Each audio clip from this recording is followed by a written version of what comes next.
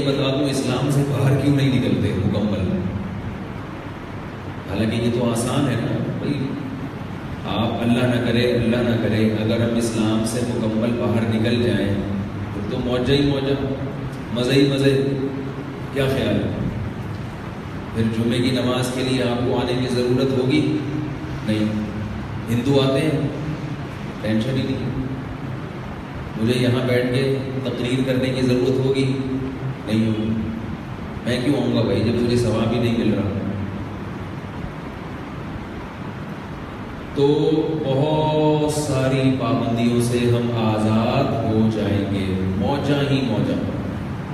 کچھ لفظ پنجابی کے ایسے ہیں کہ ان کا کسی زبان میں ترجمہ ہو ہی نہیں سکتا. پنجابی کے کچھ لفظ ایسے ہیں کہ ان کا دنیا کی کسی زبان میں ترجمہ ہو ہی نہیں سکتا.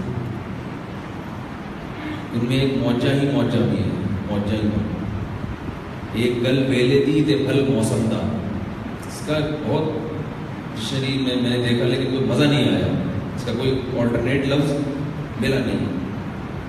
انگلش میں کہتے ہیں ٹو دا پوائنٹ، وہ مزہ نہیں ہے. گل ویلے دی تے پھل موسم دا میں جو مزہ ہے وہ ٹو دا پوائنٹ میں نہیں ہے. خیر، تو ہم اسلام سے مکمل باہر نکلتے بھی نہیں ہیں. کیوں نہیں نکلتے؟ کہ اگر اللہ نہ کرے اسلام سے مکمل باہر نکل گئے تو جن پابندیوں سے ہم آزاد ہوں گے بالکل درندے بن جائیں گے. بھی انسان کی فطرت ہے وہ گناہ کرنے کے باوجود گناہ سے طبعی طور پر محبت نہیں رکھتا. اس کی میں ایک مثال دیتا ہوں. دیکھیے، جسم میلا کچیلا ہو، کپڑے گندے ہوں، سستی یہ کہتی ہے کہ ایسے ہی پڑے رہو. طبیعت تو یہی کہتی ہے نا کہ کون اٹھ کے جائے، پانی گرم کرے، نہائے، کپڑے دھوئے، استری کرے، ایسے ہی پڑے رہو. لیکن پھر بھی ہم تکلیف برداشت کرتے ہیں، جاتے ہیں، نہاتے ہیں، دانتوں کو صاف کرتے ہیں. کیوں؟ یہ سوچ کر کہ بھائی تھوڑی سی تکلیف اٹھا لو. یہ جو میل کچیل کی تکلیف ہے اور کپڑے میلے اور گندے ہونے سے جو ہمیں خود بھی تکلیف محسوس ہو رہی ہے، دوسروں کو بھی برا لگ رہا ہے، تو وقتی تکلیف اٹھا کے بڑی تکلیف سے اپنے آپ کو بچا لو. تو میل کچیل دور کرنے میں بھی تکلیف ہوتی ہے، مگر میل کچیل برداشت کرنے کی تکلیف یہ اس سے بھی زیادہ ہے.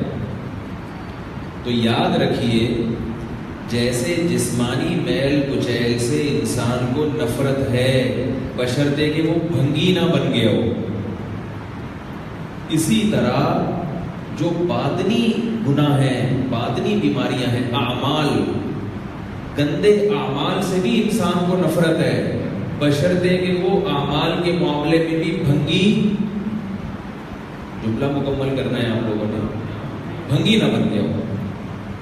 گندگی دو قسم کی ہوتی ہے، ایک میل کچیل والی گندگی اور ایک عمل کی گندگی. میل کچیل والی گندگی ایسی ہے جو فوراً نظر آ جاتی ہے. جیسے بھنگی بیچارہ کوئی نظر آئے گا تو فوراً نظر آئے گا. یہ کوئی میلہ ہے، محلے میں ایسے کچھ نہ کچھ ہوتے ہیں جن کا نام اور لقب میلہ پڑ جاتا ہے. میلہ وہ ایک تھا نا، ایک آدمی اپنی بیوی سے لڑ رہا تھا کہ تیرے بچے کی وجہ سے میں محلے میں اتنا بدنام ہو گیا کہ میں جہاں بھی جاتا ہوں لوگ کہتے ہیں وہ دیکھو میلے کا باپ آ رہا ہے. اتنی نادک نہیں، اتنا میلہ ہو گیا، وہ دیکھو میلے کا باپ، تمہیں اتنا بدنام ہو گیا تیرے بچے کی وجہ سے. اور کہتا ہے کہ جس صابن سے یہ نہاتا ہے اس صابن کو پھر صرف سے دھونا پڑتا ہے بعد میں. اتنے کئی مہینوں کے بعد جا کے یہ نہاتا ہے کہ جس صابن سے نہائے گا اس صابن کو صرف سے دھونا پڑے گا. ایسے بھی میلے الحمدللہ ہمارے معاشرے میں موجود ہیں. تو اس میلے سے تو سب کو نفرت ہوتی ہے.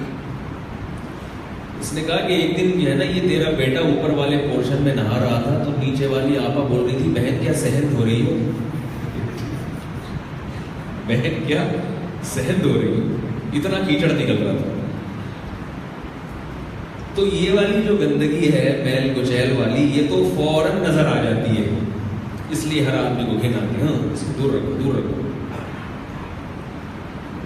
तो भाई एक गंदगी अमल की भी होती है।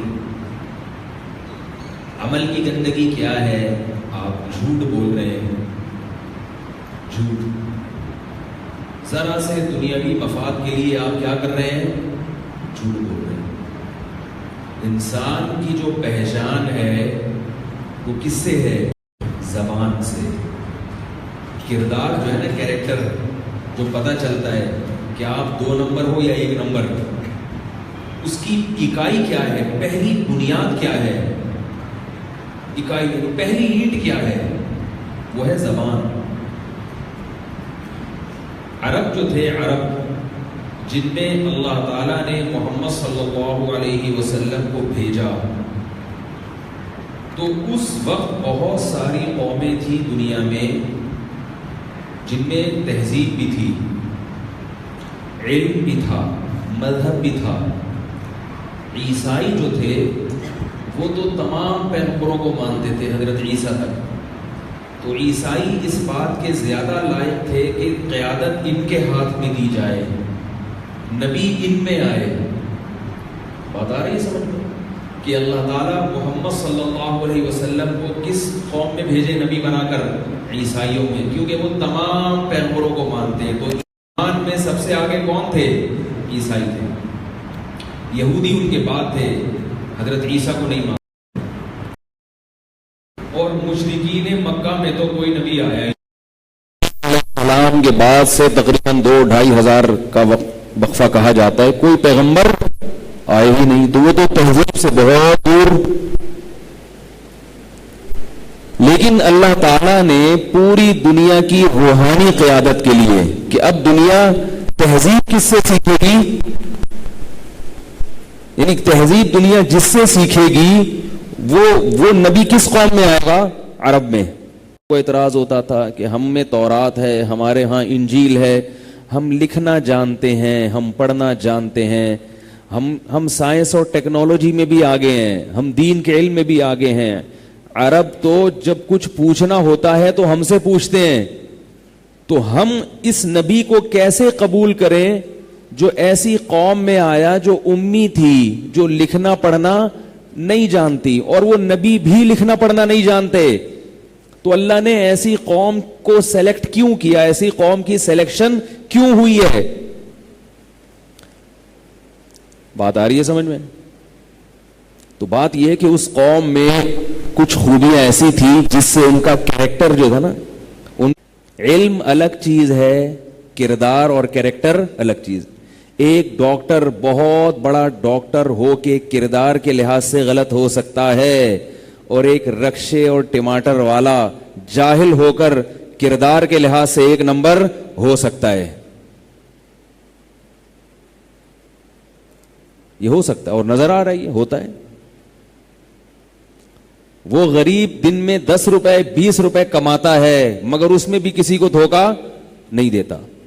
और एक गरीब दिन में लाख रुपए कमा रहा है, 50,000 उसमें हलाल के हैं और 50,000 धोखाधड़ी के हैं।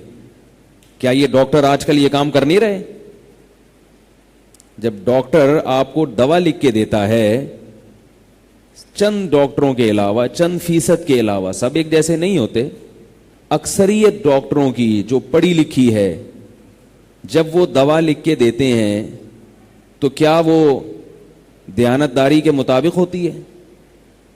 मेडिकल रेप वाले जब डॉक्टरों को कहते हैं कि ये मेडिसिन आपने लिख के देनी है, इस पे आपको ये सहूलतें मिलेंगी, डॉक्टर के लिए हलाल है कि वो उन सहूलतों की खातिर, उन बेनिफिट्स की खातिर अपने पेशेंट को वो दवा लिख के दे। जब एक फॉर्मूला सस्ता भी है, वही फॉर्मूला दूसरी कंपनी का महंगा भी है, तो डॉक्टर पर फर्ज है कि वही फॉर्मूला जो सस्ता है वो सस्ता वाला लिख के दे। अगर वो महंगा वाला लिख के देता है तो डॉक्टर के लिए उस कमीशन क्या हो जाएगा? नाजायज। क्योंकि मरीज जो आपके पास आया है वो आपको स्विट्जरलैंड भिजवाने के लिए नहीं आया कि आप وہ دوائیں لکھ کے دیں کہ کمپنیاں آپ کو باہر کے ویزے دیں. وہ اپنی بیماری سستے میں ٹھیک کرنے کے لیے آئے. اپنی جو آپ فیس لے رہے ہیں وہ تو بتا کے لے رہے ہیں, وہ تو حلال ہے. آپ 500 لیں, آپ 1000 لیں, آپ 5000 لے لیں, اس کو بڑھا دیں آپ کہ بھئی میں پیشنٹ کو چیک کرنے کے, بلکہ میرے مطب میں, میری کلینک میں داخلے کی انٹری فیس 5000 روپے لگا دیں آپ. جس نے آنا ہوگا آئے گا, نہیں آنا ہوگا نہیں آئے گا. اس کے بعد جو آپ اس کو تعویذ لکھ لکھ کے دے رہے ہیں, اور وہ تعویذ ایسا ہے کہ جو آپ کے قریب میں جو میڈیکل اسٹور ہے وہاں سے ملے گا اور کہیں اور سے نہیں ملے گا, کیونکہ میڈیکل والے سے بھی آپ نے کھانچا کھولا ہوا ہے. یہ ہوتی ہے گھٹیا سوچ, گھٹیا پن. حالانکہ ڈاکٹروں کو اللہ نے کتنا نوازا ہے, کوئی بھوک سے مر نہیں رہے, کوئی قحط میں نہیں ہے. شعیب علیہ السلام نے اپنی قوم سے کیا کہا تھا کہ تم کسٹمر کو ٹھگا مت کرو, انی اراکم بخیر, تم قحط زدہ لوگ نہیں ہو. ایک آدمی بیچارہ بھوک سے مر رہا ہو, گھر میں روٹی نہیں ہے, بنیادی ضرورتیں پوری نہیں ہو رہی, وہ کسی کسٹمر کو بیوقوف بنا لے کہ اس کے پاس تو اللہ کا دیا بہت کچھ ہے, میں تھوڑا سا جھوٹ بول کے مال بیچ دوں تاکہ بچوں کے لیے سوکھی روٹی کا انتظام ہو جائے. غلط تو یہ بھی ہے, لیکن چلو بنیادی ضرورت پوری کر رہا ہے نا. فقہا نے لکھا ہے کہ اگر کوئی شخص بھوک سے دل برداشتہ ہو کے چوری کر لے تو ہاتھ نہیں کاٹا جائے گا اس کا. بھوک ایک ایسی چیز ہے جو مجبوری ہے. جرم ہے چوری کرنا, لیکن یہاں جرم کی نوعیت کم ہو گئی. الحمدللہ ہمارے ملک میں ڈاکٹروں کے پیٹ بھرے ہوئے ہیں, اللہ کا بڑا فضل ہے. ڈاکٹروں کی اچھی تنخواہیں ہوتی ہیں, کلینک سے الگ کما رہے ہوتے ہیں. ڈاکٹر ہو اور بے روزگار ہو نہیں سکتا. اس کے بعد پھر لوگوں کو ٹھگنے کی کیا ضرورت ہے بھائی؟ تھوڑا کم پہ گزارا کر لو. اور یہ سوچو کہ کتنا بڑا شعبہ ہے. امام شافعی رحمہ اللہ تعالی فرماتے ہیں کہ 2 ہی علم ہیں, ایک دین کا علم اور ایک میڈیکل سائنس کا علم, کیونکہ اس میں انسانیت کی بے پناہ خدمت ہو رہی ہے. ڈاکٹر اپنے پیشے کے ذریعے جنت کما سکتا تھا, مگر اس نے اس پیشے کو جہنم خریدنے کا ذریعہ بنا لیا. یہ نعمت کی ناقدری ہے. تو کردار جو ہے نا, کردار بھائی بار بار بتا رہا ہوں, سب ایک جیسے نہیں ہوتے. یہاں بھی کوئی 2-3 ڈاکٹر بیٹھے ہوئے ہوں گے, ایسا نہ ہو میں کبھی ان کے پاس جاؤں تو کوئی الٹا سیدھا ٹیکا لگا دیں کہ یار یہ ہمارے خلاف اتنا بول رہا تھا. تو میں ان ڈاکٹروں کی بات کر رہا ہوں جو اس وقت بیان نہیں سن رہے اور بعد میں بھی نہیں سنیں گے, کبھی بھی نہیں سنیں گے. وہ ان کی بات کر رہا ہوں جو بھی میرا بیان سن رہے ہیں یا قیامت تک کبھی بھی سنیں گے, وہ اس میں داخل نہیں ہے. تو اللہ نے محمد صلی اللہ علیہ وسلم کو بھیجا. کردار کے لحاظ سے وہ قوم میں کیا تھی؟ کچھ خوبیاں تھیں. وہ بنیادی, وہ جب خوبیاں بنیادی طور پر ہوتی ہیں تو پھر وہ شخص لیڈر اور قائد بننے کا اہل ہوتا ہے. کیونکہ جو لیڈر بنتا ہے نا, قائد بنتا ہے, اس میں چند کوالٹیز کا ہونا بہت ضروری. ہاں اس میں نظریے کی خرابی ہے, اس کی اصلاح ہو سکتی ہے. بھائی کچھ غلط رہنمائی ملی تھی اس کو, جیسے عرب میں بت پرستی تھی. نبی نے دلائل دیے کہ یہ کیا اپنے ہاتھ سے بنائے ہوئے بتوں کی پوجا کر رہے ہو, کیوں ان کے سامنے سجدہ کر رہے ہو. جن جن کی سمجھ میں آتا گیا وہ پورے اس طرف آ گئے. تو ان میں ایک خوبی یہ بھی تھی عربوں میں کہ وہ جھوٹ کو برا سمجھتے تھے. کیونکہ جو آدمی جھوٹ بولتا ہے تو آئندہ اس کی بات پر اعتماد ختم. کیا پتا کہ اب جو بول رہا ہے وہ صحیح ہے کہ نہیں ہے, کیا پتا چلے گا. عربوں کی زبان میں اس طرح فحش گوئی نہیں تھی. ہمارے ہاں آپ گالیاں دیکھ لیں آج کل, بات بات پہ گالی, بات بات پہ گالی, اتنی گندے گندے الفاظ. جب آپ کی زبان اتنی گندی ہو تو عمل کو گندا کرتے ہوئے پھر آپ کو گھن نہیں آئے گی. دیکھو جو گند کھا رہا ہے, اگر اس کے کپڑوں پہ گند لگا ہوا ہو, ایک آدمی گوں کھا رہا ہے تو کپڑوں پہ تھوڑا سا گوبر لگ گیا تو اس کو گھن آئے گی. آپ کہیں گوں کون کھاتا ہے؟ یہ جادو کرنے والے ہیں نا, یہ گوں کھاتے ہیں.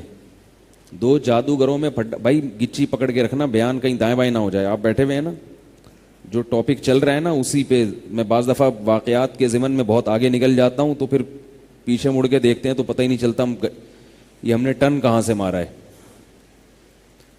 تو دو عامل تھے, ان میں لڑائی ہو رہی تھی, تو وہ ایک دوسرے کو تانا دے رہے تھے کہ تو کتنا بڑا جادوگر ہے, کتنا بڑا عامل ہے, تو کیا کھاتا ہے. اس نے کہا میں 1 پاؤ گوبر کھاتا ہوں. اس نے کہا تو 1 پاؤ, میں ½ کلو کھا لیتا ہوں. یہ گند مند کھاتے ہیں الٹی سیدھی چیزیں. تو اب مجھے ایک بات بتاؤ, جو گوبر کھا رہا ہو اس کے کپڑوں پہ پیشاب کی چھینٹیں لگ جائیں تو اسے گھن آئے گی. تو اسی طرح جو زبان سے جھوٹ بول رہا ہو تو زبان اس نے کر دی گندی. تو اب عمل میں اگر اس کے برائی آئے گی, عمل اگر گندا ہوگا تو اسے گھن نہیں آئے گی, کیونکہ زبان کی حفاظت سب سے پہلے کی جاتی ہے. منہ میں نوالا پاک, بھنگی بھی منہ میں جب نوالا ڈالتا ہے نا تو صاف ستھرا کر کے ڈالتا ہے, ہاتھ دھو کے کھانا کھاتا ہے. بھنگی بھی انہی گندے ہاتھوں سے منہ کو خراب نہیں کرے گا کبھی بھی, کپڑے گندے کر دے گا, منہ کو خراب نہیں کرے گا.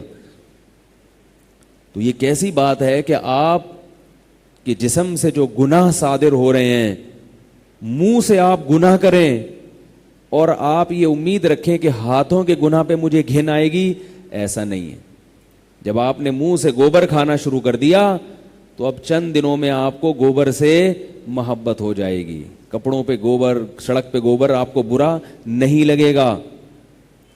اس لیے نبی صلی اللہ علیہ وسلم نے ارشاد فرمایا کہ مسلمان سے زنا ہو سکتا ہے. یہ نہیں کہ زنا کرنا چاہیے, اس کی سزا بھی ہے بہت سخت. کبھی کبھار ایسا واقعات ہوئے ہیں, چوری کے بھی واقعات ہوئے ہیں, صحابہ میں بھی ہوئے ہیں. اکا دکا ایسے واقعات ہوئے ہیں کہ کسی صحابیہ سے چوری ہو گئی, اکا دکا ایسے واقعات ہوئے ہیں کسی سے زنا ہو گیا, پھر سزا بھی ملی. انہوں نے توبہ بھی کی ہے, آ کے اپنے آپ کو خود پیش کیا کہ ہم پہ سزا جاری کی جائے. یہ میں اس لیے کہتا ہوں کہ بعض لوگ کہتے ہیں یار جب ان سے ہو سکتا تھا گناہ تو ہم سے بھی تو ہو سکتا ہے. یہ نہ سمجھے ان سے اگر گناہ ہوا تو ان کی توبہ بھی بہت سختی. حضرت ماعز رضی اللہ تعالی عنہ شادی شدہ تھے, زنا ہو گیا, نبی کے پاس آئے, عرض کیا یا رسول اللہ مجھ سے زنا ہو گیا ہے, سزا جاری کریں, پاک صاف ہو کے جانا چاہتا ہوں اللہ کے پاس. نبی نے اپنے چہرے انور کو پھیر لیا. دوسری مجلس میں دوبارہ آئے, سزا جاری کریں, آپ نے اپنا چہرہ پھر لیا. یہ تو ہوتا ہے نا وقتی جذبات. ابھی سیروزہ لگا کر آئے ہیں تو بہت نیک بنے ہوئے ہیں, 3-4 دن کے بعد واپس ٹھنڈے. ہمارے تو ایسے ہی جذبات ہوتے ہیں نا, صحابہ کا ایسا نہیں تھا. نبی تو یہ دیکھ رہے ہیں نا کہ وقتی جذبات ہیں, کیا ہے یہ. پھر آئے, تیسری دفعہ آئے, پھر چوتھی دفعہ آئے, پھر نبی نے حکم دیا ان کو رجم کیا جائے. پھر صحابہ نے آپ کو رجم کیا. کیسی توبہ ہے. چلو وہ تو مرد تھے, حوصلہ ہے. جوہینہ قبیلے کی ایک خاتون آئی نبی صلی اللہ علیہ وسلم کے پاس. ان امرأة من جوہینہ اتت النبی صلی اللہ علیہ وسلم. جوہینہ قبیلے کی عورت آئی, عرض کیا یا رسول اللہ مجھ سے زنا ہو گیا ہے, مجھ پر حد جاری کریں, پاک صاف ہو کے جانا چاہتی ہوں, گناہ ہو گیا. مشہور واقعہ ہے, یہ بھی میرے موضوع کا حصہ نہیں ہے. تو نبی صلی اللہ علیہ وسلم نے ان سے بھی اعراض کیا. پھر آپ نے بتایا کہ تمہارے پیٹ میں حمل ہے. نبی نے یہ نہیں کہا تھا کہ حمل ہے تو اب ان کو اتنے عرصے تھانے میں رکھو ہیں بھائی, بھاگ نہ جائیں, چھوڑ دیا حمل ہے. وہ اگر نہ واپس آتی کوئی نہیں پوچھتا.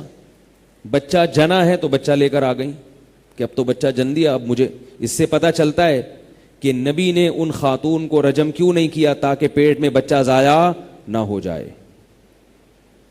آج حلال بچے کو ضائع کیا جاتا ہے, حلال بچہ. مائیں حمل ٹھہرنے کے بعد ثابت النسب بچہ, جس کا اللہ نے اس عورت کو ماں بنانا تھا, جس کی تربیت اس کے ہاتھوں کروانی تھی, جس کا اللہ نے اس کو محسن بنانا تھا. ماں کی تو عظمت ہے ہی اس لیے کہ اپنے پیٹ میں یہ اولاد کی تخلیق کرتی ہے اللہ کے حکم سے. ماؤں نے بچوں کو گرانا شروع کر دیا, سانپ بن گئی ہیں سانپ. یہ حمل گرانا حرام ہے, جائز نہیں ہے. بات بات پہ, اور آج کل جگہ جگہ کلینک کھل گئی ہیں, سستے میں فری میں پریگننسی کو ضائع کروا دیا جاتا ہے. بھائی میں کہہ رہا ہوں کہ مذہب چھوڑ دو پھر, اگر نہیں سمجھ میں آ رہا ہے اسلام چھوڑ دو. کس نے کہا ہے مسلمان بن کے رہو بھائی؟ انگریزوں کے ہاں پریگننسی کو ضائع کیا جائے کوئی جرم نہیں ہے, ٹھیک ہے گورے بن جاؤ, چھوڑ دو اسلام کو. نہ ادھر کے ہیں نہ ادھر کے ہیں, پورے ویسے بن جاؤ نا, پھر پورے ویسے بن جاؤ. اور اگر اسلام کو فالو کرتے ہو تو پھر ایک دن کا حمل ضائع کرنا بھی حرام ہے, ایک دن کا بھی, جب تک کوئی معقول وجہ نہ ہو. اور معقول وجہ کیا ہے؟ ماں کی جان کو خطرہ ہو, اس کے علاوہ کوئی وجہ معقول نہیں ہے. یہ جو ہے نا کہ ابھی تو ایک بچہ چھوٹا ہے دوسرا ہو گیا, یہ آپ کی بنائی ہوئی ٹینشنیں ہیں. نہیں آ رہی میرا خیال ہے بات؟ یہ آپ کی اپنی لاجک ہے. اگر یہ غلط ہوتا تو اللہ کا سسٹم پھر خراب ہو گیا نا, سسٹم خراب ہو گیا. ماں جب بچے کو فیڈ کراتی ہے, پہلا بچہ ہوتا ہے تو فوراً پریگننسی ہوتی نہیں ہے, قدرت کا سسٹم ہے. اگر ہو گئی تو اس کا مطلب ہے سیٹ چل رہا ہے معاملہ. جاب کا شوق ہے خواتین کو, گھرداری کا شوق ہی ختم ہو گیا. شوق ہے کہ ہم جاب کریں, اولاد کی ٹینشن سے آزاد ہوں, واٹس ایپ استعمال کریں, فیس بک پہ بیٹھی رہیں سارا دن, ساری رات. ظاہر ہے بچے یہ کام نہیں کرنے دیتے. تو آپ اپنی ذمہ داری تو سنبھالو. عورت کی ذمہ داری ہے گھرداری, تو گھرداری میں بچے ہوں گے تو گھر ہوگا نا, ورنہ وہ گھر تھوڑی, وہ تو ہوٹل ہے. پھر گھر دیوار کو نہیں کہتے, ڈبل بیڈ کو نہیں کہتے, یہ تو ہوٹلوں میں بھی ہوتے ہیں. آپ جب دوسرے شہر میں جاتے ہیں تو ہوٹل کرائے پہ لیتے ہیں نا. نہیں آ رہی یار کیا سن بھائی, جب کسی دوسرے شہر میں جاتے ہیں, اگر کوئی رشتہ دار وہاں نہ ہو رہنے کے لیے, تو کیا لیتے ہیں؟ ہوٹل لیتے ہیں نا کرائے پر. اس میں بھی ڈبل بیڈ ہوتا ہے, اس میں بھی آپ کو چائے پانی کا سب انتظام ہوتا ہے. تو وہ گھر ہے کیا؟ اور جو فحاشی والے لوگ ہیں جو زنا کرتے ہیں, وہ طوائفیں بھی مل جاتی ہیں ان کو وہاں پہ. تو کیا وہ کوئی طوائف ان کو مل جائے ان کی خواہش پوری کرنے کے لیے تو وہ ہوٹل گھر بن جائے گا؟ پولیس کو بلوائیں بھائی, فوراً 15 پہ فون کریں. یہ سمجھ میں نہیں آ رہا لوگوں کے یار, بلائیں تو پھر بولے نا ہاں یا نہ بولے. آ رہا ہے الحمدللہ. ابھی تو میں تو 15 پہ فون کرنے والا تھا. اتنی مثالیں دے دے کے بات سمجھا رہا ہوں, پھر بھی آپ مجھے ایسے دیکھتے ہیں جیسے میں ٹی وی میں آ رہا ہوں. چلو فیس بک پہ جو دیکھ رہے ہوں گے وہ تو ہاں نہ نہیں کر سکتے, وہ زیادہ کر رہے ہوتے ہیں ہاں یا نہ, کمنٹس آ رہے ہوتے ہیں. یہاں لوگ چپ بیٹھے ہوتے ہیں. تو کوئی, ہم جب سفر کر کے جاتے ہیں کہیں, کوئی ٹھہرتا ہے دوسرے ملک میں یا دوسرے شہر میں, ہوٹل کرائے پہ لے لیا 2 کمرے کا 1 کمرے کا, تو کیا وہ گھر ہوتا ہے؟ حالانکہ گھر سے زیادہ بعض دفعہ سہولتیں ہوتی ہیں اس لیے. حالانکہ وہاں عورت بھی ہے مرد بھی ہے جو فحاشی کے مرتکب ہوتے ہیں, پھر بھی وہ گھر نہیں ہے, اس میں گھر والا سکون نہیں ہوگا. کیوں؟ بچے نہیں ہیں, اور بچے ادھار لیے نہیں جا سکتے. باقی سب چیزیں ادھار مل جاتی ہیں آپ کو. ڈبل بیڈ آپ نے وہاں لے لیا بھائی, ڈبل, یہ آپ کا نہیں ہے بھائی, ٹھیک ہے بھائی رات گزارنی ہے, ڈبل بیڈ مل گیا, گرم پانی کا انتظام بھی ہو گیا. یہ سب چیزیں آپ کی اپنی نہیں ہیں. لیکن ہوٹلوں میں آپ کو بچے ادھار نہیں ملتے, اور اگر مل بھی جائیں تو آپ کو ان سے وہ محبت نہیں ہوگی. بوجھ سمجھو گے یار ان کو نکالو. بچے اپنے ہی اچھے لگتے ہیں. بچے, یہ جو لوگوں کے بچے ہوتے ہیں نا, آپ کو دیکھ کے لگ رہا ہوتا ہے یار اتنی ٹینشن, اتنے بچے کیسے پال رہے ہوں گے. یہ اس لیے لگ رہا ہوتا ہے کہ وہ آپ کے نہیں ہیں. اگر وہ آپ کے ہوتے تو آپ کہتے ماشاءاللہ. تبھی جس کے 12 بچے ہوں اس سے ایک بچہ بھی مانگ کے دیکھ لو, اگر نہیں دوں گا, مجھ سے مانگ کے دیکھو, دوبارہ 15 پہ فون کروں گا. ایک بھی نہیں دیتا آدمی, اتنی محبت ہوتی ہے. تو خواتین کو یہ بات سمجھائیں, جرم مت کریں, حمل ضائع مت کریں. یہ جو ہے نا کہ اتنا وقفہ اور اتنا وقفہ, ٹھیک ہے حمل روکا جا سکتا ہے, وقتی کسی مجبوری کی بیس پر روکا جا سکتا ہے.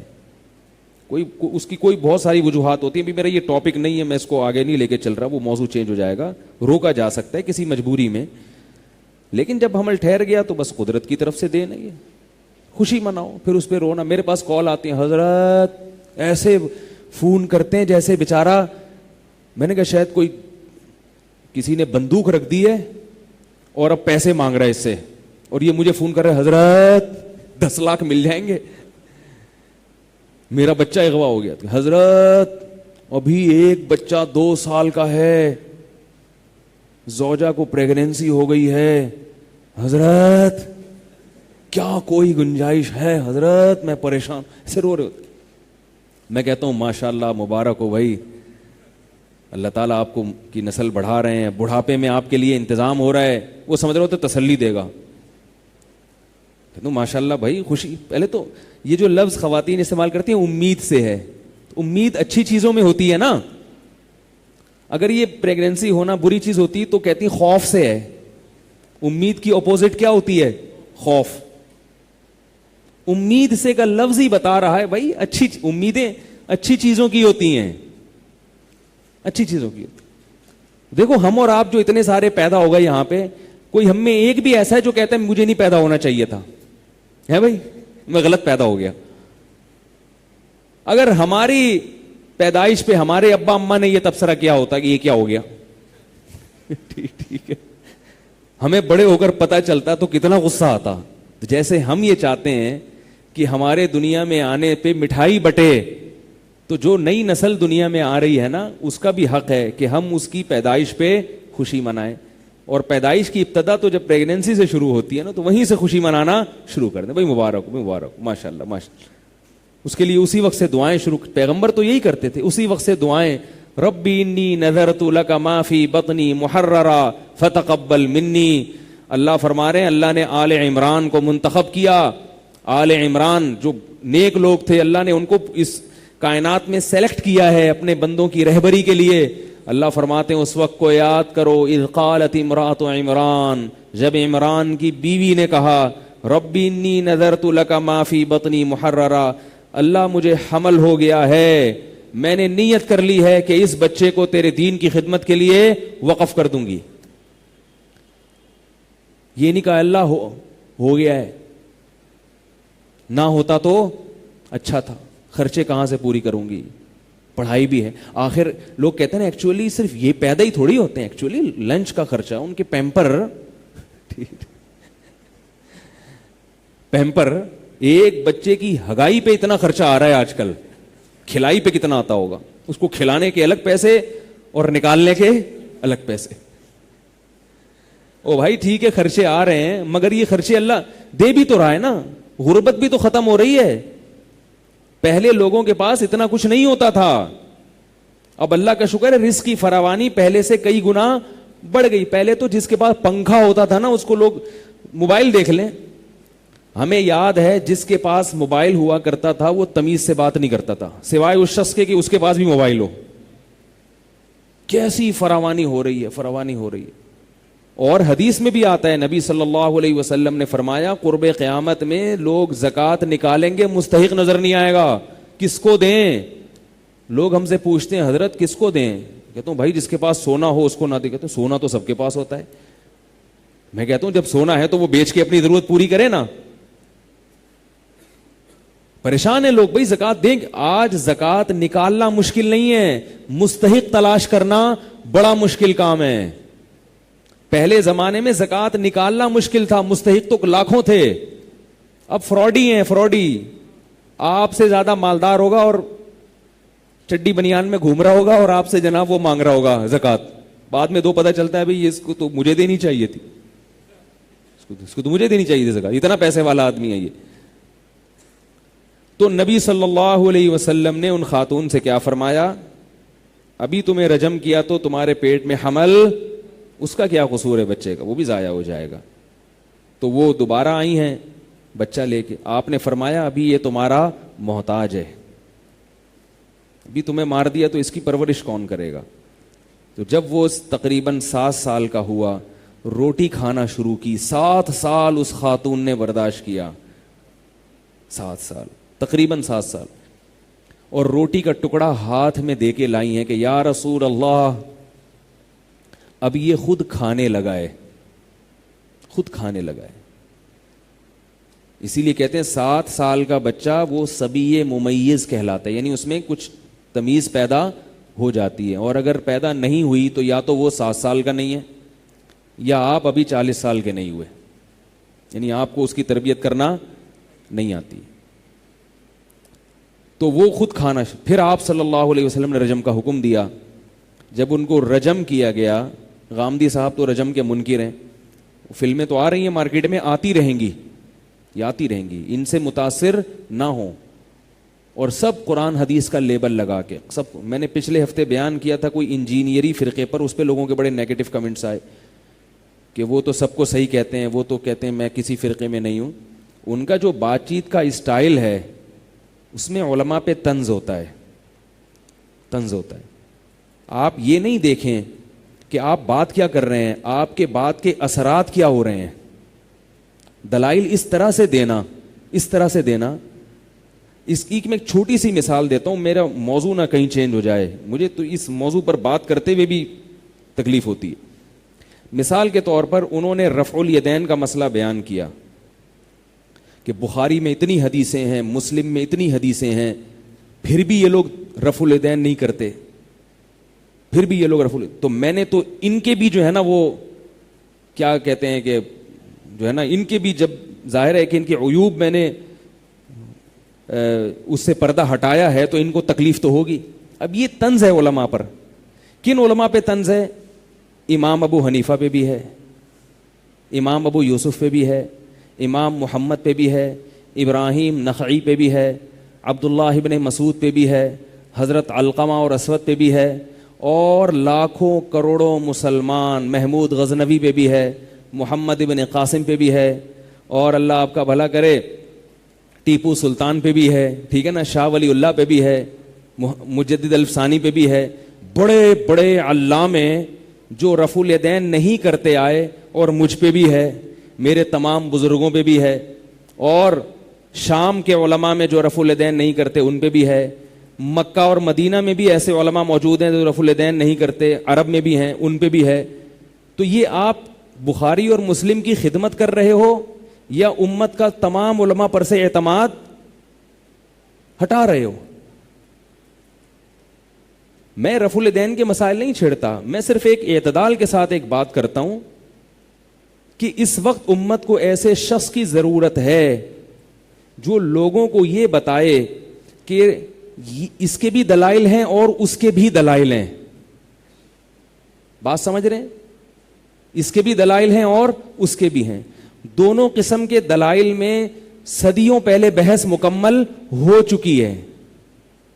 اب جب بحث مکمل ہو چکی اور مذاہب وجود میں آ گئے تو اب انہی میں سے کسی ایک کو فالو کر لو اور ان مسائل پر از سر نو تحقیق مت کرو. آئی بات سمجھ میں؟ انہی میں سے کسی ایک کو فالو کر لو, دوبارہ سے ان مسائل کو مت اٹھاؤ. دوبارہ اٹھایا تو پھر اگلی نسل پھر اٹھائے گی, پھر اٹھائے گی, پھر اٹھائے گی. امت یہ چھوٹے سے مسئلے کو ہی حل نہیں کر پائے گی اور بڑے بڑے مسائل امت سے رہ جائیں گے. فرقہ واریت ختم نہیں ہوگی, فرقہ واریت بڑھے گی اس سے. مثال کے طور پر یہ رفع الیدین کا مسئلہ نیا نہیں ہے. امام ابو حنیفہ اور امام اوزاعی کا مناظرہ مشہور ہے. امام ابو حنیفہ کے سامنے یہ بخاری مسلم کی حدیثیں تھیں, بخاری مسلم تو نہیں تھی مگر حدیثیں تو تھیں نا. اس کے باوجود ان کی رائے یہ بنی کہ رفع الیدین نہ کرنا بہتر ہے. امام شافعی کے سامنے یہ حدیثیں تھیں, ان کی رائے یہ بنی کہ کرنا بہتر ہے. دو رائے وجود میں آ گئیں, امت نے کہا کسی کو بھی فالو کر لو, اب مزید اس ٹاپک کو آگے مت بڑھاؤ.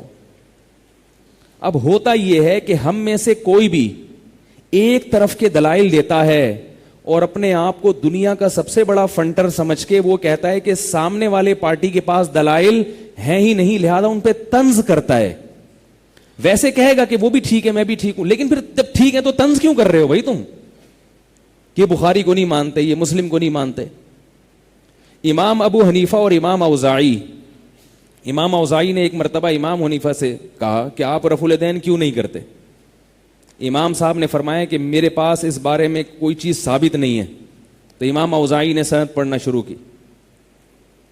انہوں نے فرمایا کہ امام مالک کا سلسلے سے سند بیان کی, امام مالک, امام زہری, امام سالم اور عبداللہ ابن عمر, بہت زبردست سند ہے, اس کو سلسلۃ الذہب کہا جاتا ہے, کہ نبی صلی اللہ علیہ وسلم نے نماز پڑھی اور رفع الیدین کیا.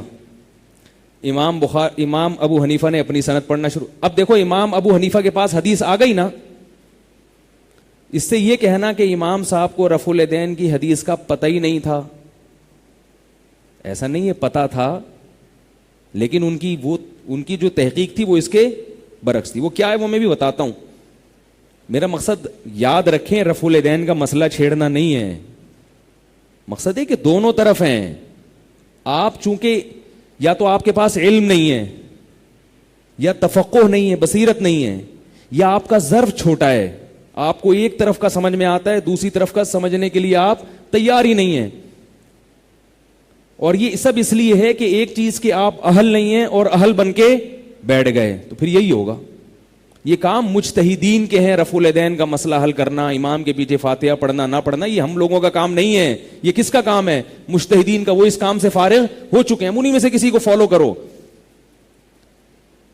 اب میں ملیریا کا ٹیکہ ایجاد کروں, بھائی یہ بڑے بڑے ڈاکٹروں کا کام ہے, انہوں نے کر لیا ہے یہ. تو میں یہ عرض کر رہا تھا کہ امام ابو حنیفہ رحمہ اللہ تعالی نے اپنی سند سنانا شروع فرمایا, حدثنا حماد قال حدثنا ابراہیم قال حدثنا علقمہ قال حدثنی عبد اللہ بن مسعود الا اصلی بکم صلاۃ رسول اللہ صلی اللہ علیہ وسلم. کیا میں ایسے نماز پڑھ کے نہ بتاؤں جیسے نبی نے نماز پڑھی؟ پھر رفع الیدین تکبیر تحریمہ کے وقت کیا اور اس کے علاوہ نہیں کیا. اب یہ مناظرہ ہو رہا ہے, کتنی شائستہ گفتگو ہو رہی ہے. دو بڑے بڑے وقت کے مجتہد. امام اوزاعی نے کہا کہ میں جو حدیث پیش کر رہا ہوں اس کے راوی کون ہیں؟ امام زہری ہیں, بہت بڑے محدث ہیں. اس کے بعد حضرت سالم ہیں جو عبداللہ ابن عمر کے بیٹے ہیں. اس کے بعد عبداللہ ابن عمر صحابی رسول. امام ابو حنیفہ نے کہا میں جو سند پیش کر رہا ہوں حدثنی حماد, وہ کوفہ کے سب سے بڑے فقیہ ہیں. یہ مناظرہ پڑھے ہوئے مجھے 20-25 سال ہو گئے ہیں, تو الفاظ کو پکڑنے کی کوشش نہ کریں, کیونکہ آج کل یوٹیوب پہ ایک کلپ یہ بھی آ جاتا ہے کہ امام صاحب نے تو یہ نہیں بلکہ یہ کہا تھا. میں مفہوم بیان کر رہا ہوں, کیونکہ میں اس ٹاپک کے لیے بھی بیٹھا نہیں تھا یہاں پہ, یہ تو ایک درمیان میں ضمناً بات آ گئی, ورنہ اس پہ بھی لوگ پکڑ لیتے ہیں. اصل چیز کو نہیں دیکھتے کہ جو آدمی مضمون بیان کرنا چاہ رہا ہے وہ کیا ہے. تو انہوں نے کہا کہ حماد بہت بڑے فقیہ تھے کوفہ کے, اور یاد رکھو حماد جو ہیں بخاری اور مسلم کے راویوں میں سے. اور دوسرا کیا, ابراہیم نخعی رحمہ اللہ تعالی ہمارے اسلاف میں ان بزرگوں میں سے ہیں جن کا جگہ جگہ امام بخاری نے بہت عزت اور احترام سے نام لیا ہے, اور فقیہ بھی تھے, صرف محدث نہیں تھے, ساتھ ساتھ فقیہ بھی تھے. اور پھر فرمایا دوسرے ہیں علقمہ, فرمایا تم نے علقمہ کے مقابلے میں پیش کیا ہے عبداللہ ابن عمر کو. یعنی جو میری سند جا رہی ہے, جو پیرالل چل رہی ہے نا سند, تمہاری سند میں اس کے بعد راوی آ رہے ہیں صحابی, میری سند میں آ رہے ہیں تابعی. فرمایا کہ علقمہ صرف اس لیے عبداللہ بن عمر سے کمتر ہیں کہ صحابی نہیں ہیں, ورنہ علم میں ان سے کم نہیں ہے. وہ عبداللہ بن عمر کو صحابی ہونے کی فضیلت حاصل ہے, مگر یہ دعویٰ کرنا کہ وہ علقمہ سے علم میں زیادہ ہیں, یہ دعویٰ نہیں کیا جا سکتا. اور پھر آگے فرمایا اس کے بعد میری حدیث کے راویوں میں عبداللہ ابن مسعود, ان کے بارے میں فرمایا اما ابن مسعود فہو ابن مسعود. عبداللہ بن مسعود وہ تو عبداللہ ابن مسعود ہیں, ان کے بارے میں کیا کہوں. کیا مطلب؟ اب یہاں سمجھو کہ محدثین کے استدلال کا انداز کیا ہے. امام ابو حنیفہ حدیث کے راویوں میں یہ نہیں دیکھ رہے کہ محدث کون ہے, محدث تو دونوں طرف ہیں. وہ یہ دیکھ رہے ہیں کہ میں جو سند پیش کر رہا ہوں وہ محدث ہونے کے ساتھ ساتھ ان کا شمار فقہا میں ہوتا ہے, اور آپ جو راوی پیش کر رہے ہو ان کا شمار محدثین میں ہوتا ہے, فقہ میں ان کا شمار ان لوگوں سے زیادہ نہیں ہے جن کو میں نے پیش کیا. کیا مطلب؟ کہ حدیث کو سمجھنا یہ کام ہے فقہا کا. زیادہ اچھا کون سمجھا ہے؟ وہ لوگ جن کو میں نے پیش کیا. اب میں اس کو بحث چھڑ گئی کیونکہ اتنی بات کر دی نا, تو اس پہ اب کلپ آنا شروع ہو جائیں گے, یہ حدیث ضعیف ہے, یہ فلاں ہے. 5 منٹ کے اندر اندر جلدی سے سمیٹتا ہوں کہ ادھر چل پڑے ہیں, پھنس گئے ہیں. اب تو میں اصولی ایک بات کرتا ہوں آپ کے سامنے. دیکھو یہ جو بخاری اور مسلم کی جو حدیثیں ہیں, یہ جتنی بھی حدیثیں ہیں یہ بعد میں مرتب ہوئی ہیں, اسلام اس سے پہلے تھا. یہ جو ائمہ اربعہ ہیں نا, خاص طور پر امام ابو حنیفہ اور امام مالک, ان کا علم زیادہ تر مشاہدے پر مبنی ہے, مشاہدے پر, کیونکہ یہ وہ دور تھا جب تابعین اور تبع تابعین کی ایک جماعت زندہ تھی, تو یہ لوگ ان کو اپنی آنکھوں سے نماز پڑھتے ہوئے دیکھتے تھے. ان کو پتا تھا کہ یہ کون سی نبی کی نماز ایسی ہے جس کو فالو کرنا ہے اور کون سی نماز ایسی ہے جس کو فالو نہیں کرنا. بات آ رہی ہے سمجھ میں؟ ابراہیم نخعی بہت بڑے بزرگ ہیں, بہت بڑے محدث ہیں. ان سے کسی نے وائل ابن حجر رضی اللہ تعالیٰ عنہ کی حدیث سنائی رفع الیدین کرنے والی. ابراہیم نخعی نے فرمایا کہ اگر وائل ابن حجر نے نبی کو ایک مرتبہ رفع الیدین کرتے ہوئے دیکھا ہے تو عبداللہ ابن مسعود نے 1000 مرتبہ نہ کرتے ہوئے دیکھا ہے. لہذا میں کس کو فالو کروں گا اس میں؟ عبداللہ ابن مسعود کو. اب لوگ جو اعتراض کرتے ہیں ہم پر, یا امام ابو حنیفہ پہ گویا کہ طنز ہو رہا ہے, وہ اعتراض یہ ہوتا ہے کہ رفع الیدین کرنے کی حدیثیں زیادہ ہیں, نہ کرنے کی حدیثیں بہت کم ہیں. آئی بات سمجھ میں؟ تو یاد رکھو, کرنے کی حدیثیں زیادہ اس لیے ہیں کہ جو چیز کی جاتی ہے اس کو بیان کیا جاتا ہے, جو چیز نہیں کی جاتی اس کو ہائی لائٹ نہیں کیا جاتا. نبی نے جب رفع الیدین کیا صحابی نے بیان کر دیا, جب نہیں کیا تو اس کا تذکرہ نہیں کیا. بات آ رہی ہے سمجھ میں؟ بھائی دیکھو, آپ کے گھر میں کوئی بندہ آیا, وہ جو کام کرے گا آپ وہ تو بیان کرو گے, جو نہیں کرے گا وہ تھوڑی بتاؤ گے آپ. میرے گھر میں ستار بھائی آئے تھے, انہوں نے چائے بھی پی تھی, میں نے ان سے دودھ کا پوچھا, انہوں نے دودھ بھی پیا, انہوں نے کھانا بھی کھایا, چلے گئے. یہ ہوتی ہے رپورٹ. اب آپ رپورٹ پیش, میرے گھر میں ستار بھائی آئے تھے, انہوں نے کپڑے بھی تبدیل نہیں کیے, انہوں نے بریانی بھی نہیں کھائی, پلاؤ بھی نہیں کھائی, کھچڑی بھی نہیں کھائی. بھائی لاکھوں چیزیں جو انہوں نے نہیں کھائیں. انہوں نے شربت بھی نہیں پیا, انہوں نے کولڈ ڈرنک بھی نہیں پی, انہوں نے پیپسی بھی نہیں پی, انہوں نے, بھائی یہ بتا دو کیا پیا؟ انہوں نے ڈیو پی, اس کا مطلب پیپسی نہیں پی, اس کا مطلب باقی بوتلیں نہیں پی. تو جو چیز نہیں کی جاتی اس کو راوی بیان نہیں کرتے. آئی بات سمجھ میں؟ اس لیے رفع الیدین کی جو حدیثیں تھیں وہ تو آ گئیں, نہ کرنے کی روایتوں کو صحابہ نے بیان نہیں کیا. اب سوال یہ پیدا ہوتا ہے کہ پھر امام ابو حنیفہ کو پتہ کیسے چلا کہ نہ کرنے کا عمل زیادہ ہے, کرنے کا عمل کم ہے؟ یہ پتہ کیسے چلا؟ اس کا قرینہ کیا ہے؟ اس کا قرینہ صحابہ کا عمل. صحابہ میں زیادہ تر صحابہ رفع الیدین کے بغیر نماز پڑھا کرتے تھے. میں اس موضوع پر بہت لمبا جاؤں گا نا تو پھر وہی بحث, گل ویلے دی تے پھل موسم دا. امام بخاری کے شاگرد ہیں امام ترمذی. امام ترمذی مذاہب کو نقل کرنے میں بہت محتاط سمجھے جاتے ہیں. امام ترمذی نے رفع الیدین کی حدیث ذکر کی اور اس کے نیچے لکھا وَبِهِ يَقُولُ بَعْضُ أَهْلِ الْعِلْمِ مِنْ أَصْحَابِ النَّبِيِّ صلی اللہ علیہ وسلم. یہی مذہب ہے بعض اہل علم کا صحابہ میں. کیا مذہب؟ رفع الیدین کرنا. آئی بات سمجھ میں؟ نیچے حدیث لکھی ہے رفع الیدین نہ کرنے کی. نیچے کون سی حدیث لکھی ہے رفع الیدین نہ کرنے کی؟ نہ کرنے کے نیچے لکھا ہے, خود جا کے ترمذی میں دیکھ لیں, نہ کرنے کے نیچے لکھا ہے وَبِهِ يَقُولُ غَيْرُ وَاحِدٍ مِّنْ أَهْلِ الْعِلْمِ مِنْ أَصْحَابِ النَّبِيِّ صلی اللہ علیہ وسلم.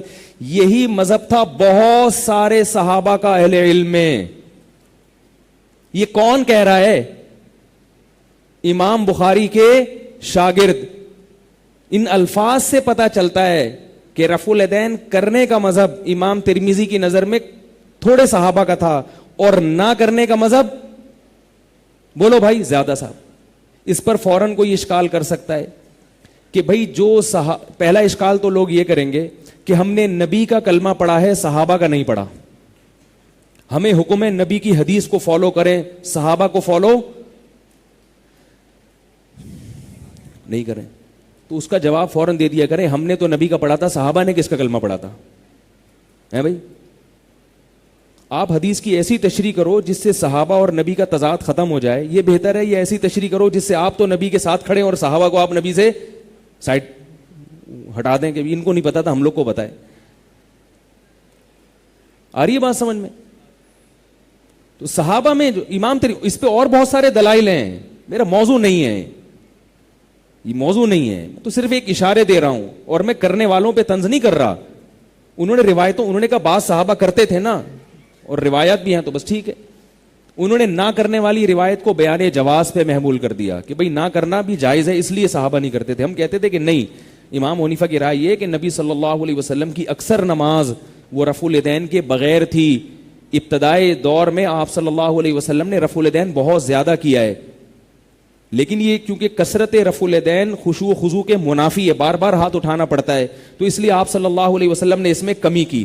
اس کی سب سے مضبوط دلیل سنن نسائی کی صحیح حدیث ہے کہ نبی نے 2 سجدوں کے درمیان بھی رفع الیدین کیا ہے اور پھر اس کو ترک کیا ہے آپ صلی اللہ علیہ وسلم نے. تو امام صاحب کہتے ہیں جیسے اس کو ترک کر دیا تو باقی میں بھی ترک کر دیا, تو کیا ہو گیا اس میں؟ یہ ان کی رائے ہے. اب اس پہ کہنا کہ یہ لوگ بخاری کو نہیں مانتے, مسلم کو نہیں مانتے, حدیثوں کو نہیں مانتے, تو یہ سوائے امت میں پھوٹ ڈالنے کے اور کچھ بھی نہیں ہو رہا. بہت مضبوط ان کے دلائل ہیں. تو امام ترمذی کیا کہتے ہیں, صحابہ میں اکثریت نہیں کرتی تھی. اب نہیں کرنا یہ اس کی علامت ہے کہ رسول اللہ صلی اللہ علیہ وسلم کا رفع الیدین نہ کرنے کا عمل زیادہ تھا, کرنے کا عمل کم تھا. ہاں میں اس پر اشکال کر رہا تھا, بعض لوگ یہ اشکال کر سکتے ہیں کہ بھائی ہم نے کلمہ کس کا پڑھا ہے, نبی کا, صحابہ کا نہیں. تو اس کا جواب ہے کہ صحابہ نے کس کا کلمہ پڑھا تھا ہے بھائی. دوسرا اشکال یہ کر سکتے ہیں کہ جو صحابہ رفع الیدین نہیں کرتے تھے ہو سکتا ہے ان کو رفع الیدین کی حدیثیں معلوم نہ ہو. تو یہ اس لیے غلط ہے کہ امام ترمذی یہ نہیں کہہ رہے وہ بھی یقول غیر واحد من اصحاب النبی, یہی مذہب ہے بہت سارے صحابہ کا, یہ نہیں کہہ رہے وہ بھی یقول غیر واحد من اہل العلم من اصحاب النبی. صحابہ میں جو علماء تھے ان میں بہت سوں کا یہ مذہب ہے. تو کیا علماء کو نبی کی نماز نہیں پتہ ہوگی جو صبح شام نبی جو نماز پڑھ رہے ہیں رفع الیدین سے پڑھ رہے ہیں کہ بغیر رفع الیدین کے پڑھ رہے ہیں؟ کیا صحابہ کو یہ علم نہیں ہوگا؟ کیوں بھائی؟ دوسری بات یہ کہ نبی صلی اللہ علیہ وسلم کی وفات جہاں ہوئی ہے اس شہر کا نام کیا ہے؟ بولو نا, مدینہ. اس شہر کا نام کیا ہے؟ مدینہ. اور اس وقت نہ بخاری تھی نہ مسلم تھی. اس وقت حدیث یہ نہیں تھی حدثنی فلان قال حدثنی فلان, مجھ سے یہ کہا فلاں راوی نے, نبی نے یہ فرمایا. اس وقت جس نے نبی کی نماز دیکھنی ہے مسجد نبوی میں جا کے دیکھ لے, جیسے پڑھ رہے ہیں ویسے پڑھنا شروع کر دے. صلو کما رأیتمونی اصلی, نبی نے اہل مدینہ سے فرمایا جیسے میں نماز پڑھتا ہوں پڑھو. تو نبی کی جب موت واقع ہوئی ہے تو ہم دیکھتے ہیں کہ مسجد نبوی میں کیسی نماز پڑھی جا رہی تھی اس وقت اور مدینہ میں کیسی پڑھی جا رہی تھی. اس کی گواہی امام مالک نے دی ہے. المدونۃ الکبریٰ میں امام مالک کے شاگرد ہیں قاسم, جو سب سے مستند روایت سمجھی جاتی ہے. امام قاسم کہتے ہیں کہ میں نے امام مالک سے رفع الیدین کے بارے میں پوچھا, امام مالک نے فرمایا کہ میں نے اہل مدینہ کو رفع الیدین کرتا ہوا نہیں پایا. نہیں آ رہی نا؟ تو وہ مدینہ جہاں نبی کی موت واقع ہوئی وہاں تابعین, صحابہ کہ جو شاگرد تھے نا وہ تابعین, وہ رفع الیدین نہیں کر رہے تھے. تو اس سے بھی استدلال کیا گیا ہے کہ بھئی یہ تو بخاری مسلم تو تھی نہیں, یہ تو فالو کر رہے تھے, سینہ بسینہ دیکھ رہے تھے. دوسرا علم کا سب سے بڑا مرکز تھا اس وقت کوفہ. کیوں مرکز تھا یہ بھی بتا دوں, اس لیے کہ آخری خلیفہ حضرت علی جو دار الخلافہ ہوا کرتا ہے, آپ کو پتہ ہے علم کا مرکز ہوتا ہے. جیسے ایک زمانے میں بغداد تھا, تو حضرت علی جب ہجرت کر کے گئے ہیں کوفہ, 1400 صاحب علم صحابہ بڑے بڑے علامے وہ حضرت علی کے ساتھ کہاں چلے گئے؟ کوفہ میں. اور وہاں عبداللہ ابن مسعود جیسے فقیہ پہلے سے موجود تھے. عبداللہ بن مسعود کا تو بہت بڑا مقام ہے, اتنا بڑا مقام ہے کہ ابن تیمیہ فرماتے ہیں کہ فقہ میں, فقہ کا مطلب قرآن اور حدیث سے مسائل نکالنے میں, اللہ نے جیسے عبداللہ بن مسعود اور ان کے شاگردوں کو شہرت دی ہے ایسی شہرت اللہ نے کسی کو نہیں دی, ایسی شہرت کسی کو بھی نہیں ملی. اور حضرت ابو موسیٰ اشعری نے فرمایا ایک دن عبداللہ بن مسعود کی طرف اشارہ کر کے, لا تسألونی ما دام فیکم ھذا الحبر موجودا, مجھ سے اس وقت تک مسائل نہ پوچھا کرو جب تک تمہارے درمیان یہ علامہ موجود ہیں. وہ ایک دوسرے کا احترام کرتے تھے. وہ نہیں کہتے میں قرآن حدیث سے بتاتا ہوں مجھ سے پوچھو, یہ والا کیا کر رہا ہے اس سے نہیں پوچھو. تو بھائی وہ جانتے تھے کہ قرآن حدیث میرے پاس بھی ہے, ان کے پاس بھی ہے, لیکن وہ اعتراف کر رہے ہیں یہ زیادہ اچھا سمجھتے ہیں مجھ سے, کیونکہ صحابی تھے نا, تربیت ہوئی بھی تھی. آج کل جو نئی نئی فلمیں آ رہی ہیں ان بیچاروں کی تربیت نہیں ہے, کبھی کسی بزرگ کی جوتیاں سیدھی نہیں کی انہوں نے, کسی بزرگ سے ڈانٹ نہیں کھائی. علم حاصل کرنے کے لیے اپنے آپ کو مٹانا پڑتا ہے, تواضع پیدا کرنی پڑتی ہے, انکساری پیدا کرنی پڑتی ہے. آئینہ بنتا ہے رگڑے لاکھ جب کھاتا ہے دل, کچھ نہ پوچھو دل بڑی مشکل سے بن پاتا ہے دل. جب یہ رگڑے ہوتے ہیں تو پھر بزرگوں کا احترام دل میں آتا ہے, اکابر کا, علماء کا, ائمہ کا, محدثین کا, سب سے عقیدت محبت ہوتی ہے. ان کے بارے میں انسان زبان بہت احتیاط سے استعمال کرتا ہے, اپنے آپ کو ان کے مقابلے میں جاہل کہتا ہے, کہتا ہے بھائی ہم جاہل ہیں, وہ تھے پڑھے لکھے. سمجھ رہے ہو کہ نہیں سمجھ رہے؟ ان کے مقابلے میں. بعض لوگ کہتے ہیں کہ پھر آپ اپنے آپ کو مفتی کیوں کہتے ہیں؟ بھائی ہم آپ کو آپ کے مقابلے میں مفتی کہہ رہے ہیں, صحیح ہے نا. عجیب عجیب طنز آتے ہیں میرے اوپر. آپ تو کہہ رہے ہیں کہ آپ لوگ اپنے آپ کو مقلد ہیں, آپ تو جاہل ہیں, آپ کو تو آتا کچھ نہیں ہے. کچھ نہیں آتا مجتہدین کے مقابلے میں, آپ کے مقابلے میں اللہ کا شکر ہے بہت کچھ آتا ہے. آپ کو تو اتنا بھی نہیں آتا کہ کیسے بزرگوں کا احترام ہوتا ہے, کیسے ادب ہوتا ہے, کیسے تمیز ہوتی ہے. ہاں ٹھیک ہے, ہم بہتوں کے مقابلے میں نالائق ہیں, ہم یہ نہیں کہتے. تو دوسرا علمی مرکز کیا تھا؟ کوفہ تھا. اب کوفہ میں عبداللہ ابن مسعود گئے ہیں, حضرت علی گئے ہیں. کوفہ کے بارے میں اہل کوفہ کا اجماع تھا کہ وہ رفع الیدین نہیں کرتے تھے. مصنف ابن ابی شیبہ کی روایت ہے, کانا اصحاب علی وابن مسعود لا يرفعون ایدیہم فی الصلاۃ. حضرت علی کے شاگرد اور عبداللہ بن مسعود کے شاگرد رفع الیدین نہیں کرتے تھے. البتہ حضرت علی سے بعض موقع پر احیاناً ثابت بھی ہے, تو ہم بھی کہتے ہیں اگر کوئی کبھی کر لے تو کوئی حرج نہیں ہے, اس میں کچھ بھی نہیں ہوگا, کوئی ناجائز تھوڑی کہتے ہیں ہم. افضل کیا ہے کہ عام طور پہ جو آپ کی نماز ہونی چاہیے وہ رفع الیدین کے بغیر. یہ امام ابو حنیفہ کی رائے ہے, اور اسی رائے کو امت کے ایک بہت بڑے طبقے نے فالو کیا ہے. اور وہ کہتے ہیں یہ قرآن کے اس قریب بھی ہے کہ اس میں خشوع زیادہ ہے. آپ دیکھیں جو لوگ بار بار کر رہے ہو تو بار بار ہاتھ ہلا رہے ہوتے ہیں, تو وہ کہتے ہیں بھائی اسکنو, نماز میں سکون پیدا کرو. لیکن اس کے باوجود امام شافعی بھی ہمارے لیے قابل احترام ہے. انہوں نے روایات کو دیکھا, حدیث کے ظاہر کو دیکھا, کوئی اگر اس کو فالو کرتا ہے سبحان اللہ. صحابہ کرام میں اگر اکثر صحابہ امام ترمذی کی شہادت کے مطابق رفع الیدین نہیں کرتے تھے تو بہت سے کرتے بھی تو تھے نا, تو ان کو بھی تو ہم تھوڑی مسلمانوں کی فہرست سے نکال سکتے ہیں. تو اس لیے ہمارے بزرگوں نے ایک بڑی پیاری بات کہی ہے کہ اللہ تعالیٰ نے کو جو ہے نا, اللہ تعالیٰ کو اپنے نبی کی ہر ادا اتنی اچھی لگی کہ اللہ نے کسی نہ کسی شکل میں وہ ادا قیامت تک کے لیے محفوظ کر دی ہے. تو یہ والی بھی محفوظ کر دی, وہ والی بھی محفوظ. لیکن یہ جو بیچ والی ہے کہ یہ والا ادھر والے کو اور وہ والا ادھر والے پہ طنز مارے, کیونکہ یہ طنز کیے جا رہے ہیں, طنز مارے جا رہے ہیں. یہ بخاری کو نہیں مانتے, یہ مسلم کو نہیں مانتے, یہ فلاں کو نہیں مانتے, یہ یوں کو نہیں مانتے. تو اہل کوفہ بھی نہیں کرتے تھے. تو یہ دو بڑے بڑے علمی مرکز تھے. اگر یہ نہیں کر رہے تو اس کے نہ کرنے کو بھی دلیل سمجھا گیا ہے کہ بھئی نبی صلی اللہ علیہ وسلم کا زیادہ تر عمل یہ تھا.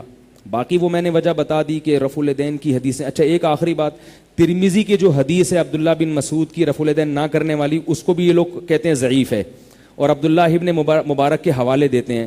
عوام کے پاس کامل علم نہیں ہوتا, عوام کو مغالطے میں ڈالنا بہت آسان ہے. حقیقت یہ ہے کہ عبداللہ ابن مسعود سے ترمذی میں دو روایتیں ہیں. ایک روایت میں آتا ہے کہ نبی نے ایسے نماز پڑھی اور صرف تکبیر تحریمہ میں رفع الیدین کیا. ایک روایت میں آتا ہے کہ عبداللہ بن مسعود کہتے ہیں میں وہ نماز پڑھ کے بتاؤں جو نبی نے پڑھی, اور اس میں بھی آتا ہے صرف پہلی میں رفع الیدین کیا. تو عبداللہ بن مبارک نے پہلی والی حدیث کو ضعیف کہا ہے, دوسری والی کو نہیں کہا. تو اب لوگ مغالطے میں آ جاتے ہیں, علم نہیں ہوتا یا بیچارے کنفیوز ہوتے ہیں, اجتہاد تو ہے نہیں نا, تو وہ عبداللہ بن مبارک کا مقولہ پہلے والے کے بجائے دوسرے پہ فٹ کر دیتے ہیں. دوسری حدیث کو تو امام ترمذی نے خود صحیح کہا ہے, ایک نسخے میں حسن صحیح کہا ہے, ایک نسخے میں حسن کہا ہے. تو اس لیے کہہ رہا ہوں کہ پبلک کا کام نہیں ہے ان بکھیڑوں میں پڑے. لوگ کہتے ہیں میں خود تحقیق کروں گا رفع الیدین کی, تو کرو نا آپ تحقیق. ایک ترمذی کی حدیث کی تحقیق کرو کہ یہ صحیح ہے یا نہیں, اسی میں 1 مہینہ چاہیے آپ کو. اتنی مغالطیں اس میں, وہ ایک نسخہ اٹھا کے لے آئے گا, ایک دوسرا نسخہ. ہمارے ایک دوست نے ترمذی کی حدیث پہ مناظرہ شروع کر دیا کسی سے. دوست کا دعویٰ تھا یہ صحیح ہے, ان حضرات کا دعویٰ تھا یہ ضعیف ہے. 1 مہینے وہ مناظرہ چلتا رہا ہے.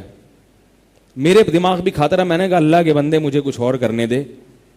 وہ نسخے قدیم قاف میم کے نسخے اٹھا کے لے آئے. کیا لکھا ہے بھائی ان بحثوں میں؟